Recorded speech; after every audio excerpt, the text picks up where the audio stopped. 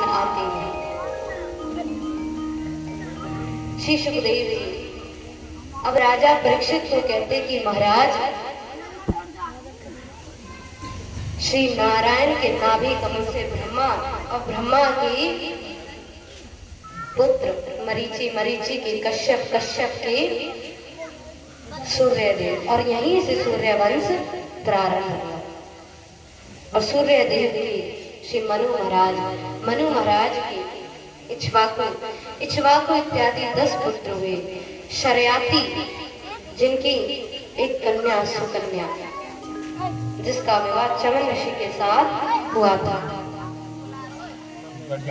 अब बोले महाराज, इस वंश में आगे चल के नभग, नाभाग आदि राजा, राजा अम्बरीश हुए, जो सदैव कृष्ण भक्ति में संलीन है। राजा अम्बरीश एकादशी व्रत किया करते थे और ऐसी भक्ति करते थे राजा अम्बरीश कि जिस भक्ति का कोई वर्णन नहीं। श्री कृष्ण से एक बार अर्जुन ने पूछा था कि प्रभु, आपको कौन प्रिय है? कलेशोऽधिकतरस्तेषां मद्भक्तानां प्रिय तद्सन्तानो योगान्यो मम प्रिय। कि प्रभु, आपको संत प्रिय है या भक्त प्रिय है? श्री गोविंद ने कहा, मुझे वो प्रिय है जो हर पल मुझे याद करते। संतों के ध्यान से तो एक बार चला भी जाऊं, लेकिन भक्तों के ध्यान से कभी जाता नहीं। इसलिए कहा, अम्बरीश जी ऐसी भक्ति करते थे। एक बार अम्बरीश जी बड़े भाव से एकादशी व्रत रखा। द्वादशी के दिन दुर्वासा मुनि ने उनकी भक्ति का प्रताप सुना, तो परीक्षा लेने के लिए जा पहुंचे उनके महल पर। अब राजा अम्बरीश ने उनकी सेवा करी, प्रणाम किया, बोले महाराज आइए ब्राजिए। दुर्वासा मुनि ने कहा कि महाराज, आपकी भक्ति का प्रताप बड़ा सुना है।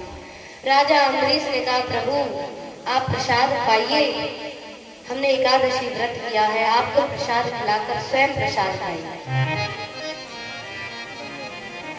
तो दुर्वासा मुनि बोले, हम तनिक स्नान करके आते हैं। नदी पे स्नान करने के लिए दुर्वासा मुनि ने जानबूझकर देर कर कि कब तक देखते हैं राजा अम्बरीश स्वयं को रोक पाते। राजा अम्बरीश ने देखा कि द्वादशी तो समाप्त होने वाली है और त्रयोदशी लगने वाली है, तो क्या करें? अब द्वादशी में प्रसाद अवश्य ग्रहण करना है। तो प्रभु का चरणामृत लेकर जैसे ग्रहण करने लगे कि उसी क्षण ऋषि दुर्वासा आए और कहा कि राजन, कैसे भक्त हो? एक संत तुम्हारे द्वारे पर आए हैं और उन्हें भोजन न खिला करके स्वयं प्रसाद पाते हो। उसी क्षण दुर्वासा मुनि ने अपने सिर के जटा को पटका और एक राक्षसी उत्पन्न कर और आदेश दिया कि जाओ राजा अम्बरीश को भस्म करो। लेकिन राजा अम्बरीश तो सदैव कृष्ण भक्ति करते हैं।